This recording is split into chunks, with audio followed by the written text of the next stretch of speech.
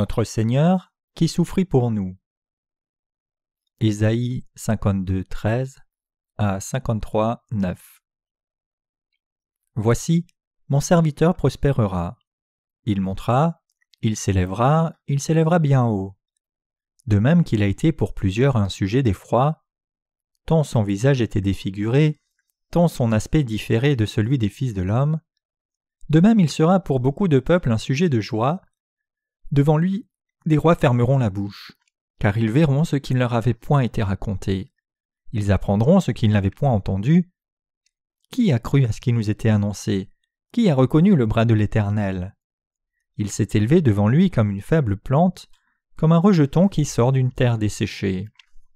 Il n'avait ni beauté ni éclat pour attirer nos regards, et son aspect n'avait rien pour nous plaire.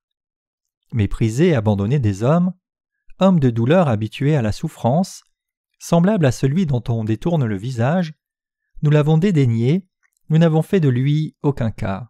Cependant, ce sont nos souffrances qu'il a portées, c'est de nos douleurs qu'il s'est chargé, et nous l'avons considéré comme puni, frappé de Dieu et humilié. Mais il était blessé pour nos péchés, brisé pour nos iniquités. Le châtiment qui nous donne la paix est tombé sur lui, et c'est par ses meurtrissures que nous sommes guéris. Nous étions tous errants comme des brebis, chacun suivait sa propre voie, et l'Éternel a fait retomber sur lui l'iniquité de nous tous. Il a été maltraité et opprimé, il n'a point ouvert la bouche. Semblable à un agneau qu'on mène à la boucherie, à une brebis muette devant ceux qui la tondent, il n'a point ouvert la bouche. Il a été enlevé par l'angoisse et le châtiment, et parmi sa génération, qui a cru qu'il était retranché de la terre des vivants et frappé pour les péchés de mon peuple. On a mis son sépulcre parmi les méchants, son tombeau avec le riche, quoiqu'il n'ait point commis de violence et qu'il n'y ait point eu de fraude dans sa bouche. L'Évangile est maintenant répandu au travers du monde entier. Cette époque tend certainement vers sa fin. Des politiques à l'économie, tout est en course vers la fin. En particulier, le vent de la guerre souffle largement alors que les superpuissances continuent d'étendre leur influence au reste du monde. Plus près de mon propre domicile, la Corée du Nord, il a été annoncé récemment qu'elle développait des armes nucléaires causant un grand trouble parmi la communauté internationale. Dans un tel temps où le monde est marqué par des crises, je ne peux qu'espérer que quelqu'un qui soit engagé dans ces disputes soit en mesure de résoudre tous les aspects avec sagesse et parvienne à un accord des uns avec les autres, de sorte que tous puissent prospérer ensemble. Nous devons prier tous les jours de sorte que Dieu nous donne davantage de temps pour nous permettre encore de répandre l'Évangile davantage et à d'autres.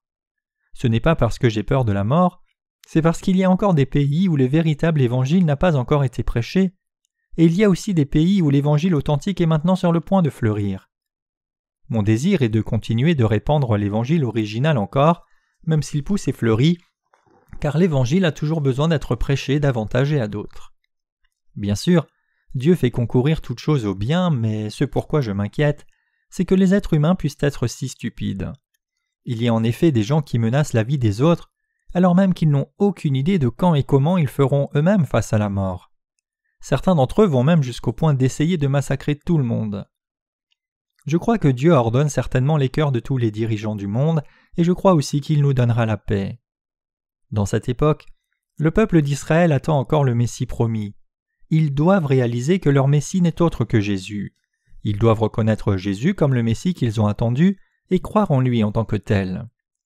Dans un futur proche, l'Évangile qui plaît à notre Seigneur va entrer en Israël, tout comme d'autres pays où la porte de l'Évangile n'est pas encore ouverte maintenant. En fait, l'Évangile est répandu par tout le monde, aussi bien qu'il fleurit pleinement dans cette époque des temps de la fin.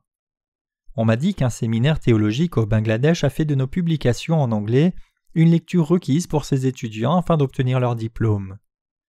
Ayant eu affaire à l'Évangile de l'eau et de l'Esprit pour la première fois, les étudiants de ce séminaire vont maintenant tous recevoir la rémission des péchés avant même d'avoir l'occasion d'être trompés.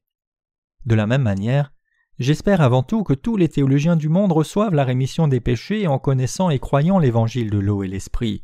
Et ceux d'entre nous qui avons reçu la rémission des péchés avant eux devons prier sans cesse pour que cela se produise. Non seulement nous devons prier, mais nous devons aussi vivre notre vie par la foi. le Messie est venu sur la terre environ 700 ans après la prophétie d'Ésaïe. Ésaïe était un prophète qui a vécu environ 700 ans avant la naissance de Jésus-Christ sur la terre. Bien qu'il ait vraiment précédé la venue de Jésus-Christ de 700 ans, puisqu'il savait beaucoup de choses au sujet du Messie, Ésaïe a prophétisé tout au sujet de la façon dont le Messie viendrait et comment il accomplirait son œuvre de salut, comme s'il avait vu le Messie de ses propres yeux.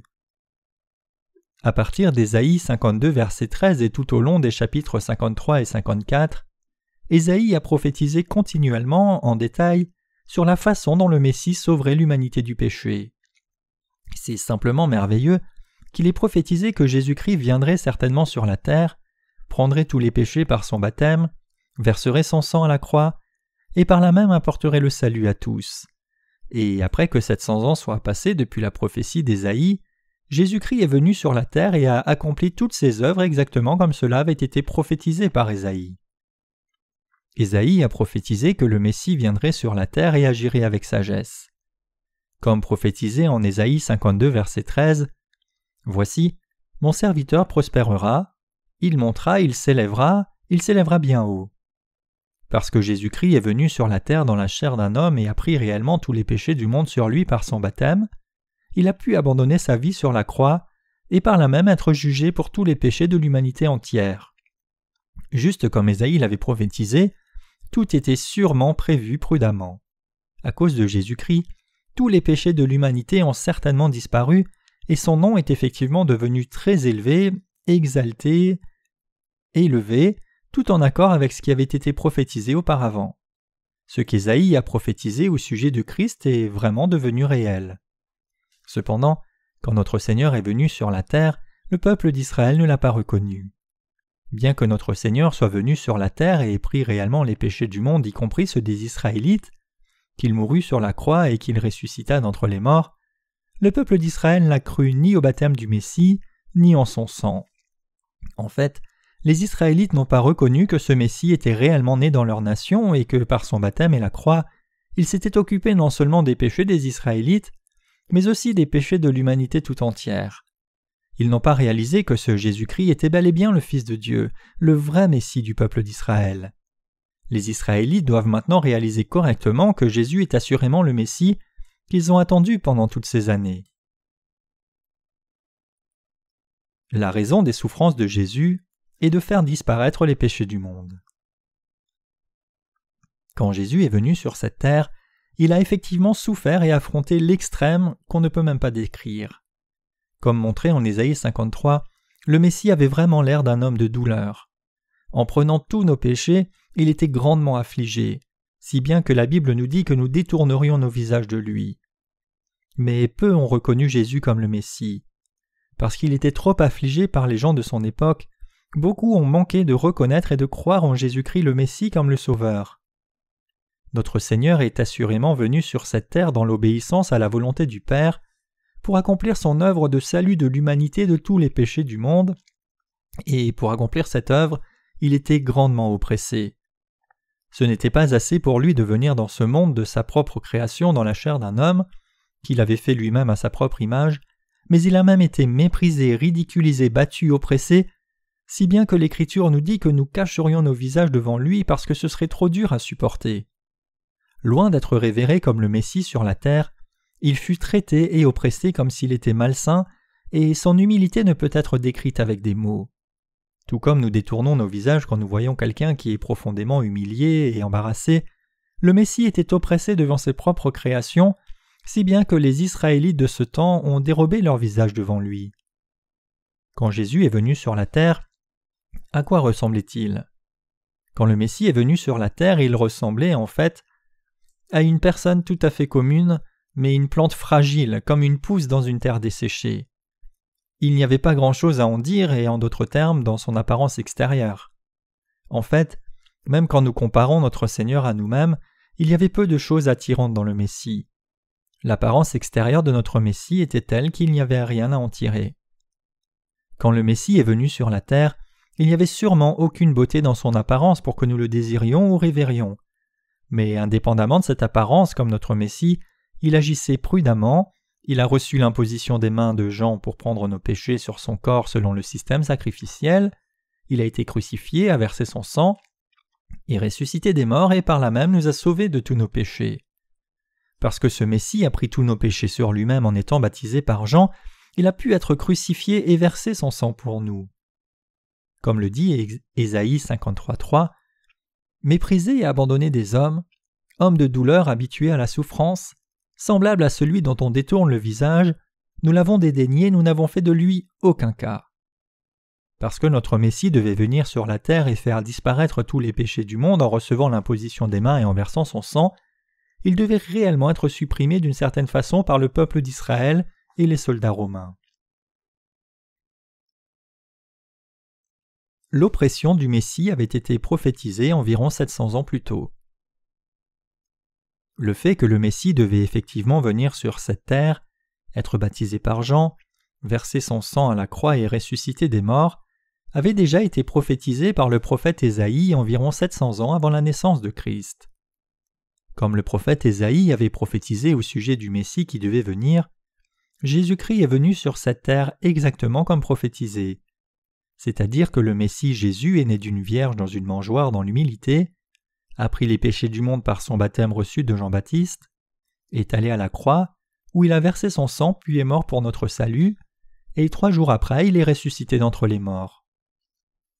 Tout comme les mains étaient posées sur la tête de l'offrande sacrificielle et le sang était versé le jour de l'expiation, Lévitique 16, quand les péchés annuels étaient donc expiés, Jésus a pris tous les péchés par son baptême reçu par Jean, a versé son sang et est mort à la croix, le tout selon la vraie parole de prophétie. Après avoir supporté tous les péchés du monde par son baptême, Jésus a en fait face à 3 ans de souffrance pendant sa vie publique.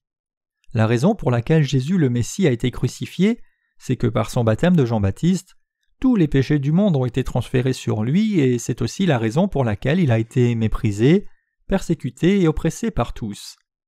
En effet, les gens n'ont pas seulement nié que Jésus soit le Messie, mais beaucoup de Juifs et de Romains ont détesté et persécuté Jésus de façon indescriptible. Il a été haï et rejeté par eux à l'extrême. Jésus a en fait pris tous les péchés de l'humanité à la fois en recevant son baptême de Jean-Baptiste au Jourdain, et il a versé ensuite son sang à la croix. Le Messie a été baptisé par Jean et a versé son sang à la croix pour accomplir la volonté de son Père. Il a été mis à nu sur la croix et frappé. Tout le peuple nombreux à ce moment ridiculisait Jésus, lui lançant « Si tu es vraiment fils de Dieu, descends et sauve-toi toi-même » Quand Jésus a commencé sa vie publique avec son baptême, il a dû en fait passer par de nombreuses souffrances amenées par l'humanité.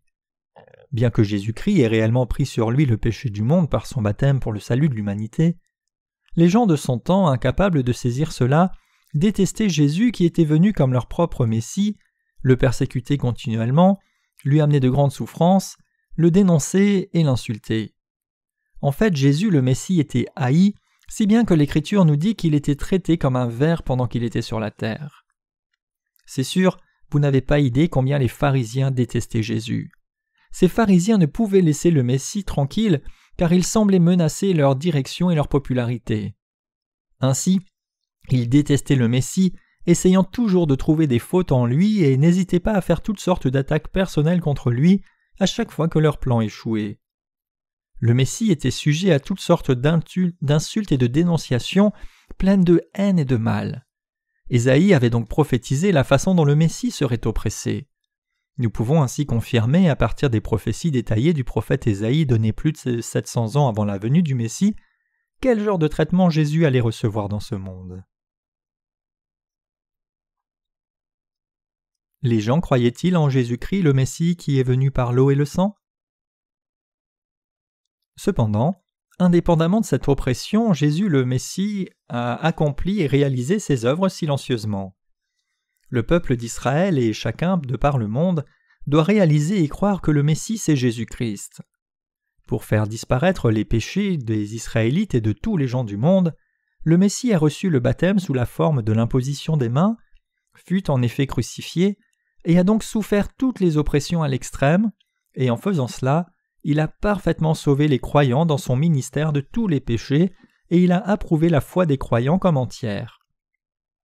En dépit du fait que le Messie soit venu dans le monde dans une forme humble, et en dépit du fait qu'il ait été baptisé, soit mort à la croix, puis soit ressuscité des morts pour faire disparaître tous les péchés de tout le monde, ceux qui croyaient en lui n'étaient qu'un petit nombre. Pour que nous vivions, nous devons croire que Jésus est assurément notre vrai Sauveur et le Messie, qu'il est le Messie non seulement pour les Israélites, mais aussi pour l'humanité tout entière. Bien que Jésus ait réellement pris nos propres péchés par son baptême et assumé nos propres souffrances, nos propres maladies et nos propres limites, beaucoup de gens pourraient penser « Quel péché a-t-il commis pour faire face à tant d'oppression ?» Mais Jésus en fait est le Fils de Dieu sans péché. En portant tous nos péchés, le Messie a souffert à notre place toutes les douleurs et oppressions pour nos péchés. Au travers de toutes les oppressions auxquelles Jésus a fait face au long de ses 33 ans de vie depuis sa venue sur la terre, il nous a sauvés de tous nos péchés. Revenons en arrière et écoutons la parole de Dieu donnée par le prophète Ésaïe. Au peuple de l'époque, ont-ils cru en Jésus le Messie qui soit venu par l'eau et l'Esprit ? Qui a cru à cet évangile de l'eau et l'Esprit que nous prêchons maintenant ? Même maintenant, il y a beaucoup de gens qui ne s'intéressent pas à l'évangile de l'eau et de l'Esprit quand bien même ils prétendent croire en Jésus. Ici, dans le passage principal, le prophète Ésaïe prophétise que le Fils de Dieu viendrait sur la terre, agirait avec sagesse, prendrait tous nos péchés, serait jugé, et par là même nous sauverait. Mais peu ont accepté la vérité qu'il a accomplie.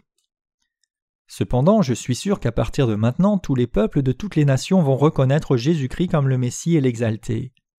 Réalisez-vous maintenant que Jésus le Messie a été oppressé à cause des péchés du peuple d'Israël, à cause de nos péchés à vous et moi, et à cause des péchés de l'humanité entière. Le prophète Ésaïe, qui aurait aimé connaître et croire cela, a donc prophétisé le ministère du Messie de cette façon. Le Messie était comme un rejeton qui sort d'une terre desséchée. C'est ainsi que le prophète Ésaïe prédit la venue de Jésus-Christ le Messie, que lorsqu'il viendrait sur cette terre, il viendrait dans une forme aussi piteuse. Ésaïe dit que le Messie se lèverait devant lui comme une faible plante et comme un rejeton qui sort d'une terre desséchée. Ésaïe 53, verset 2. Quand Jésus-Christ est venu sur la terre dans la chair d'un homme, il n'était pas quelqu'un que les gens regarderaient vraiment comme désirable. Il n'était pas un homme musclé, grand et bien bâti comme Arnold Schwarzenegger ou Sylvester Stallone. En fait, il était si diminué que si nous l'avions regardé, nous aurions vraiment été désolés pour lui, ayant de la pitié et de la sympathie pour lui. Quoi qu'il en soit, sa parole était comme une lame à double tranchant. Jésus le Messie n'avait pas seulement l'air pauvre en apparence, mais il était aussi pauvre matériellement. Joseph, son père dans la chair, était un artisan charpentier. Une famille dont les besoins étaient pourvus par un charpentier, comme encore maintenant, n'était pas élevée et loin de vivre dans l'abondance. C'est seulement par un dur travail que les charpentiers pouvaient s'en sortir. Le Messie, étant venu sur la terre, n'a pas été à l'école non plus, et les pharisiens ont donc essayé de le dérouter pour cela, mais ils ne pouvaient le faire, car cela ne faisait que révéler que Jésus-Christ le Messie était assurément le Fils de Dieu. Jésus n'a même jamais mis les pieds à l'école de Gamaliel, l'école juive la plus réputée du moment, où l'un des plus grands enseignants de la loi, Gamaliel, enseignait la loi. Dans cette école, les étudiants pouvaient apprendre des grands enseignants de la loi, formés non seulement dans la connaissance de ce monde, mais aussi dans la loi elle-même. Mais Jésus n'avait pas été formé dans une telle école. Il n'y a rien qui nous dise qu'il ait fréquenté une école. Maintenant, en dépit de cela, il n'y a rien dans la loi de l'Ancien Testament que le Messie n'ait pas connu, et où l'Ancien Testament parle du Messie, il était même plus largement cultivé et avait une plus grande foi que quiconque. Il n'y a rien dans ce qu'il a dit qui ait été illogique ou détaché de la loi de Dieu. Pourquoi le Messie a-t-il dû être si oppressé, humilié et méprisé ?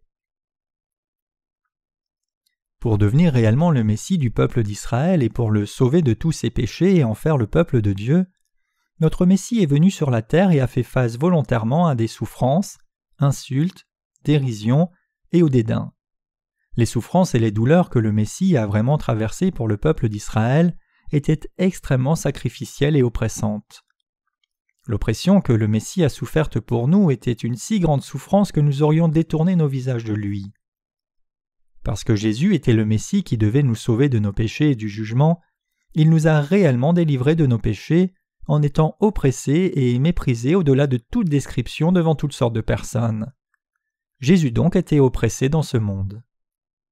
Parce que Jésus le Messie a été oppressé et méprisé à ce point, les gens de son temps ne pouvaient supporter de le voir. Nous ne devons jamais oublier que malgré le fait que Jésus soit venu comme notre Messie, assurément comme le Messie de toute l'humanité, accomplir et remplir le rôle des œuvres de ce Messie, il était oppressé grandement et en étant ainsi oppressé, il nous a délivrés de nos péchés et de la condamnation des péchés. Même si le Messie a été crucifié, les gens n'ont cessé de se moquer de lui. « Pourquoi ne descends-tu pas de là? Si tu es vraiment fils de Dieu, descends de la croix. Comment peux-tu être fils de Dieu? Si tu es vraiment fils de Dieu, descends et sauve le bandit attaché près de toi. Mieux encore, descends et sauve-toi toi-même. » Il continuait de le ridiculiser. « Ah oui, pourquoi ne changes-tu pas des pierres en pain? Si tu es fils de Dieu, donne-nous la preuve. Montre-nous la preuve pour que nous croyions. Si tu ne peux pas faire cela, quel genre de Messie es-tu? Que c'est pathétique. » Les gens insultaient donc le Messie, le dénonçaient et le ridiculisaient sans cesse. Ils l'ont battu, ont frappé son visage, lui ont craché dessus. Christ a souffert de la pire moquerie, humiliation, des insultes, telles que personne n'avait jamais vu auparavant et comme on ne le verra jamais plus. Il a aussi été condamné à la punition de la crucifixion, une punition réservée aux pires des criminels de l'époque. Notre Messie fut battu par les soldats, ses mains et ses pieds furent cloués à la croix et il a versé tout le sang qu'il avait dans son corps. Jésus a réellement supporté de telles souffrances, douleurs et oppressions, de sorte qu'il puisse accomplir son ministère en tant que Messie pour nous-mêmes. En étant crucifié, il a pris tous nos péchés, nos manquements, nos maladies et toute notre punition pour le péché. Il a pris à notre place toutes les oppressions que vous et moi étions supposés supporter à notre place. Il a même abandonné sa propre vie. Ce Messie est maintenant devenu le Sauveur pour ceux qui croient que Jésus est réellement notre Sauveur. Il est devenu volontairement notre Messie. Il est venu sur cette terre selon la volonté de son Père et a pris nos péchés et la punition du péché sur la croix à notre place, puis est ressuscité des morts, tout cela pour nous sauver. Mes frères et sœurs, pensez-vous qu'il ait été facile pour Jésus de passer de telles souffrances et humiliations devant tous ces étrangers? Si nous étions à sa place, si c'était nous qui avions fait face à toutes ces douleurs, avions été frappés, insultés, torturés, crucifiés, non seulement devant notre propre famille, nos maris ou femmes, ou même ceux que nous aimons, mais devant nos ennemis, nous serions devenus fous avant de mourir. Christ a été crucifié de sorte que tout le monde puisse voir son humiliation, non dans un quelconque coin sombre, mais en hauteur, de sorte que tous le pointent du doigt et crachent sur lui. Des souffrances, douleurs, difficultés de plus en plus grandes se sont présentées à Christ avant sa crucifixion. Avant de clouer Jésus à la croix, les gens se sont assurés qu'il traverserait toutes sortes de souffrances. Il fut amené devant la multitude et jugé en leur présence. On lui cracha dessus. Son visage fut frappé par un serviteur du souverain sacrificateur. On lui a craché dessus. Les gens ont frappé son visage, l'ont fouetté et l'ont lapidé. Jésus le Messie a traversé toute cette oppression à nulle autre place que la nôtre. L'Écriture nous dit qu'il fut ainsi oppressé à notre place en disant « Mais il était blessé pour nos péchés, brisé pour nos iniquités. » Ésaïe 53, verset 5. Le Messie a traversé de telles souffrances, de sorte qu'il puisse délivrer tous les gens, y compris les Israélites, de leurs péchés et de la condamnation de leurs péchés. Ce Messie s'est occupé des péchés du monde et de la punition du péché en recevant le baptême de Jean, et il a accompli son ministère de Messie en étant oppressé par son propre peuple, les soldats romains et les gens des nombreuses autres nations. Dieu a prédit que le Messie sauverait tous les gens qui se tiendraient contre lui de tous leurs péchés. Vraiment de tous les péchés jamais commis par toute l'humanité entière. Et exactement comme cela avait été prophétisé, Jésus-Christ est réellement venu sur cette terre en tant que Messie, a vraiment traversé cette oppression, et nous a sauvés vous et moi de nos péchés et de la condamnation de nos péchés en versant son sang précieux. Le fait que nous ayons été sauvés du péché et de la condamnation du péché en croyant au Messie n'a pas été possible en effet sans payer le prix du sacrifice. C'est parce que Jésus est venu sur cette terre et a fait face à une telle oppression que nous avons pu être exempts de péché maintenant, et c'est parce que ce Messie fut jugé pour tous nos péchés que nous avons pu, en croyant de tout cœur, recevoir le don du salut et la rémission du péché et devenir enfants de Dieu. C'est à cause de notre Messie que nous avons pu devenir des gens si heureux. Nous devons remercier le Messie de nous donner ce bonheur et de nous couvrir de ses bénédictions. Le salut que le Messie nous a donné nous est venu seulement par notre foi, car bien que nous ne lui ayons pas fait quelque offrande de nous-mêmes, il a donné lui-même son offrande inestimable devant Dieu le Père. Nous devons croire que Dieu lui-même nous a réellement sauvés en souffrant toute cette oppression, et nous devons le remercier pour cela. Écoute, ô Israël, retourne-toi et crois en Jésus-Christ. Le peuple d'Israël doit se repentir maintenant et croire en Jésus le Messie comme son sauveur. Même jusqu'à ce moment, les Israélites ne reconnaissent pas que leur Messie est déjà venu. Exactement comme c'était prophétisé par le prophète Ésaïe que le Messie, le serviteur de Dieu, viendrait sur la terre, et exactement comme cette parole de prophétie nous annonçait que le Messie allait, en venant sur cette terre, nous sauver tous en prenant tous les péchés de l'humanité par son baptême et en étant crucifié à la croix, Jésus-Christ a réellement accompli toutes ses œuvres de salut. Le peuple d'Israël doit maintenant se repentir et connaître et croire cette vérité. Ils doivent admettre le péché que leur propre peuple a commis en crucifiant Jésus, et ils doivent reconnaître leur propre situation de simple masse de péché depuis la naissance, mais en croyant dans ce Messie maintenant, ils doivent être sauvés de tous leurs péchés et de la condamnation du péché. Il n'y a maintenant aucun autre Messie. Parce que Jésus-Christ est déjà venu comme le Messie, il n'y a pas d'autre Messie. Comment pourrait-il y avoir un autre Messie? Comment pourrait-il y avoir un autre Sauveur? Quand le peuple d'Israël connaîtra encore plus de difficultés dans le futur, espéreront-ils qu'une sorte de héros d'action de Hollywood comme Superman émergerait et deviendrait leur Messie? Dès maintenant, les Israélites doivent reconnaître Jésus-Christ comme leur Messie. Ils doivent croire que Jésus-Christ est vraiment leur vrai Messie. Leur Messie est déjà venu sur terre il y a 2000 ans, et pour prendre leurs péchés et faire d'eux les vrais enfants d'Abraham, il a été baptisé tout comme il devait être circoncis, et a été crucifié de sorte qu'ils reçoivent la circoncision spirituelle. Le Messie est devenu le vrai sauveur du peuple d'Israël, en prenant les péchés par son baptême de Jean, portant la croix et versant son sang pour être oppressé, et ressuscitant des morts. Les Israélites doivent se repentir et croire au Messie. Ils doivent maintenant croire en Jésus-Christ comme leur Messie. Tout ce qui reste à accomplir maintenant, c'est que le peuple d'Israël croit en Jésus-Christ comme leur sauveur. Ils doivent réaliser que le Messie prophétisé par Ésaïe, c'est ce Jésus-Christ. Ils doivent réaliser et croire que celui qui a été prophétisé n'est autre que Jésus lui-même. Les prophéties de l'Ancien Testament ont toutes été accomplies par Jésus-Christ, n'oubliant ni la plus petite lettre ni le trait le plus fin. Dans le passage principal, il est aussi dit que beaucoup de nations seraient arrosées. Ésaïe 52, versets 14 à 15 déclare « De même qu'il a été pour plusieurs un sujet d'effroi, tant son visage était défiguré, tant son aspect différait de celui des fils de l'homme, de même il sera pour beaucoup de peuples un sujet de joie.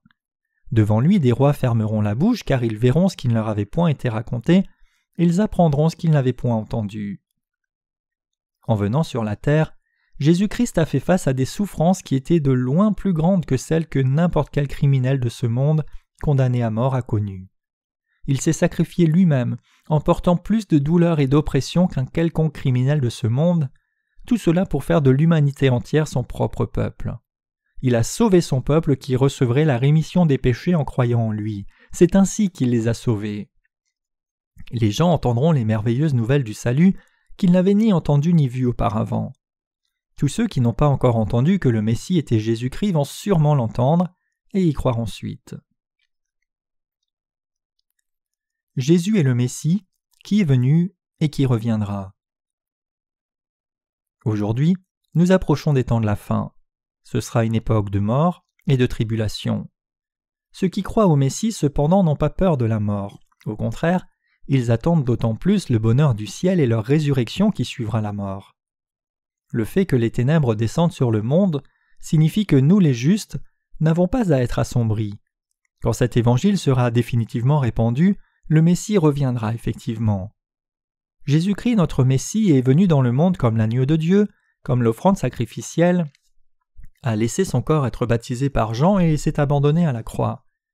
Comme une brebis devant ceux qui l'attendent, Jésus le Messie a pris nos péchés silencieusement, a fait face à de grandes souffrances en supportant notre propre jugement du péché à la croix, est ressuscité des morts 3 jours après et est devenu ainsi le sauveur parfait de tous ceux qui croient.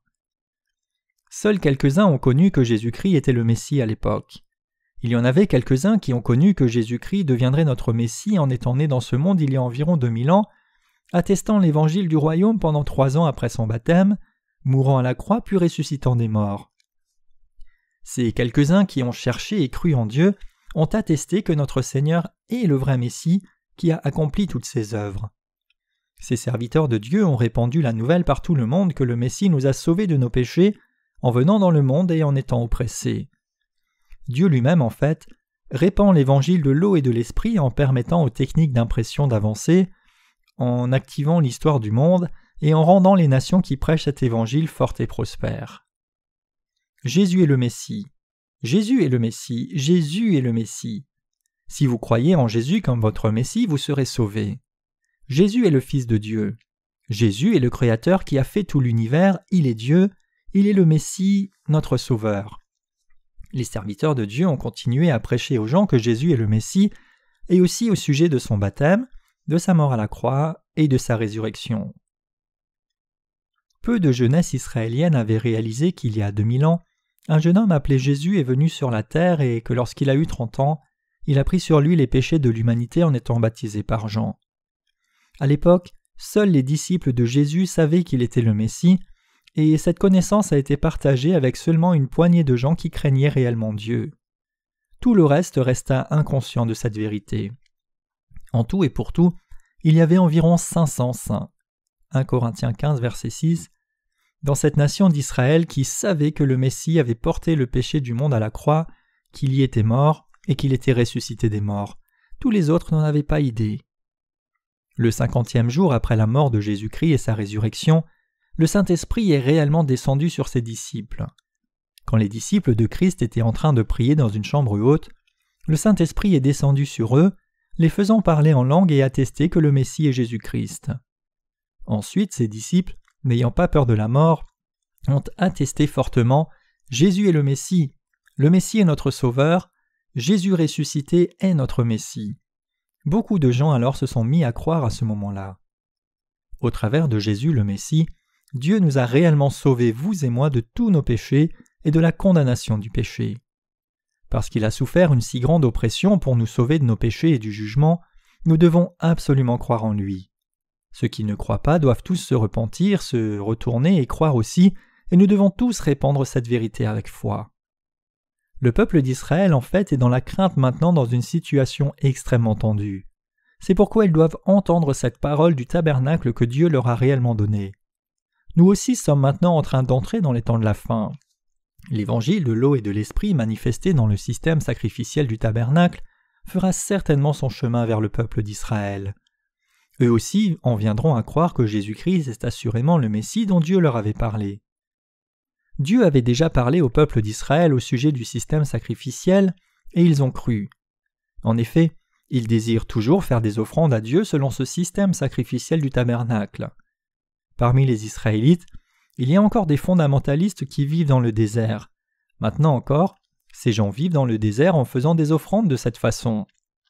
Ils sont, en d'autres termes, en train de donner le genre d'offrande qui était faite dans le tabernacle auparavant. Peut-être sont-ils des descendants d'Aaron. Pour garder la tradition de leur famille, ils vivent dans le désert au lieu de la ville. Bien qu'ils soient israélites, ils vivent comme une tribu reculée, isolée des gens ordinaires.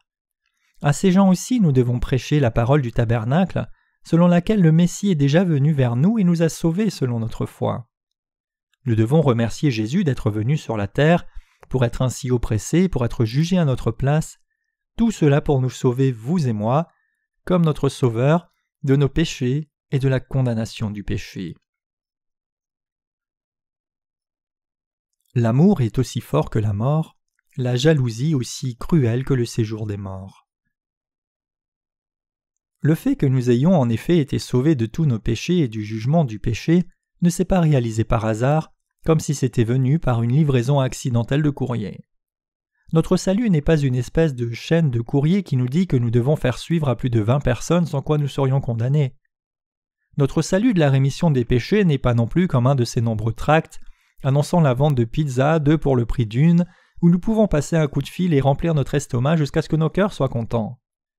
Notre salut, en fait, est venu par le fait que Dieu nous ait envoyé son Fils, par le transfert de tous nos péchés sur lui, et par les souffrances et l'oppression pour tous nos péchés. C'est pourquoi vous et moi devons de tout cœur croire en lui et le remerciant, sachant comment notre salut est venu. Comment pourrions-nous le rejeter comme une paire de chaussettes usées ou le mettre de côté comme un outil cassé et inutile au grenier, ou encore l'ignorer comme si cela appartenait à quelqu'un d'autre? Y a-t-il quelqu'un parmi vous qui, bien que fréquentant l'Église de Dieu, n'aurait pas encore reçu la rémission des péchés? Y a-t-il quelqu'un qui n'a pas encore réellement cru dans l'évangile de l'eau et l'esprit? S'il y a réellement ce genre de personnes, ils doivent tous se repentir et croire au Messie avant qu'il ne soit trop tard. Si vous êtes perdu et n'êtes pas sûr du chemin à prendre, croyez simplement la parole de vérité de tout votre cœur. Ceux qui ne croient pas rejettent cet amour du Fils de Dieu, l'amour avec lequel il les a sauvés, en traversant toutes ces souffrances pour personne d'autre que nous-mêmes. Ceux qui sous-estiment la valeur de son amour et le rejettent seront poursuivis de malédiction. L'Écriture nous dit « Car l'amour est aussi fort que la mort, la jalousie aussi cruelle que le séjour des morts. » Cantique des Cantiques 8, verset 6. L'amour de Dieu est si fort et grand qu'il provoque la punition la plus cruelle pour les gens qui le rejettent à la fin. Cela nous dit en d'autres termes que si quelqu'un meurt en restant pécheur, il souffrira la douleur sans merci de l'enfer, comme le séjour des morts.